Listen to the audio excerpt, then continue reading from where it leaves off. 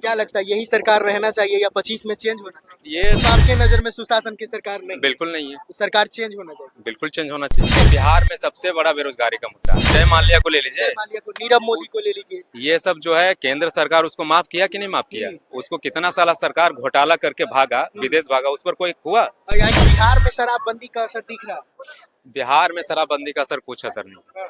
क्या लगता है वर्तमान जो सरकार है वो वाकई में सुशासन की सरकार है या फिर बस दिखावे की? ऐसा तो जैसा कि जो चल रहा है उसके अनुसार से तो सुशासन तो है ही, लेकिन कहीं ना कहीं डाउटफुल है।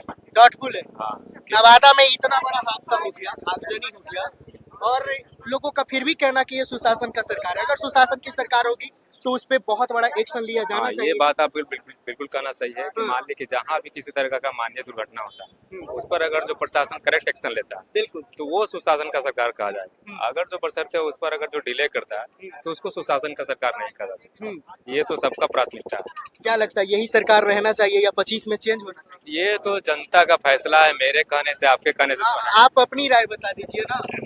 ये देखिए, जो अच्छा जिसके क्षेत्र में काम करेगा, पर्सनली हम अपना क्षेत्र का बात करेंगे। मेरा घर बख्तियारपुर रानीसराय हुआ।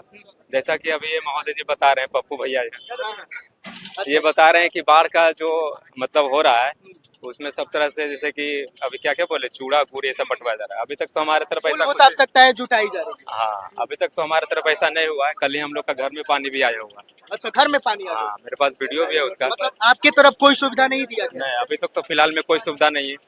बाकी ये मतलब ये जो है मूलभूत जो आवश्यकता है उसको पूरा किया जा रहा है इस तरीके से। मतलब कुछ एरिया में जो है वो सुविधा नहीं मिला, मतलब उसमें एक एरिया आपका है जहाँ पे आपका कहना है कि कोई सुविधा नहीं मिला। नहीं, अभी तक तो कोई नहीं मिला है। कुछ नहीं। आप एक स्टूडेंट हैं, पढ़ाई लिखाई करते हैं? नहीं, पढ़ाई लिखाई जॉब करते हैं। जॉब करते हैं किस? ये एनटीपीसी। एनटीपीसी। तो मतलब आप बता सकते हैं कि वर्तमान में जो सरकार है वो वाकई में मतलब विद्यार्थियों के लिए ये मतलब कुछ अच्छा किए हैं, या फिर पहले के सरकार अच्छा किए थे, या फिर आगे कुछ नया जो सरकार बनने वाले वो अच्छा करेंगे? कौन करेगा? देखिए, जहाँ तक स्टूडेंट का सवाल है तो स्टूडेंट का तो जैसे कि ये सरकार में जैसे कि अच्छा ही हुआ है, बुरा तो नहीं कहेंगे, मिला जुला के अच्छा हुआ है। लेकिन वर्कर अगर क्या वर्कर बोल रहे हैं, स्टूडेंट के हित में जो भी होना चाहिए वो बिल्कुल करेक्ट होना चाहिए। लेकिन जो 100% कहेंगे वो 100% नहीं है, 75% का या 50% का। बेरोजगारी आज भी है जो चरम सीमा पे है। देखिए, बिहार में सबसे बड़ा बेरोजगारी का मुद्दा है। ये सबसे बड़ा प्राथमिकता है कि बिहार में अगर जो बेरोजगारी दूर करे सरकार, तो ये इसको सुशासन का सरकार हम 100% दें। क्योंकि बिहार का लोग अभी भी जितना भी स्टेट में, अगर जो बिहार का आदमी अगर जो अदर स्टेट से आ जाए तो सारा स्टेट खाली हो जाए। क्योंकि बिहार में इतना बेरोजगारी है। बिहार में सरकार को ये होना चाहिए, बेरोजगार का सुविधा देना चाहिए, बेरोजगार को थोड़ा सा बढ़ावा फैक्ट्रियां खोलना चाहिए। हाँ, ये थोड़ा सा प्लस पॉइंट है, क्योंकि बेरोजगारी पे सरकार ज्यादा ध्यान देगा। स्टूडेंट का तो जो है वो तो चल ही रहा है, क्योंकि स्टूडेंट किसी तरह का होता है तो प्रोटेक्ट करता ही। लेकिन सबसे बड़ा मुद्दा बेरोजगारी का। बेरोजगारी, हाँ, ये बेरोजगारी के कारण यहाँ से पलायन दूसरे मतलब राज्यों में होना पड़ता है। सूरत में, दिल्ली में यहाँ के लोग जो है वो जाकर मतलब मजदूरी करते हैं।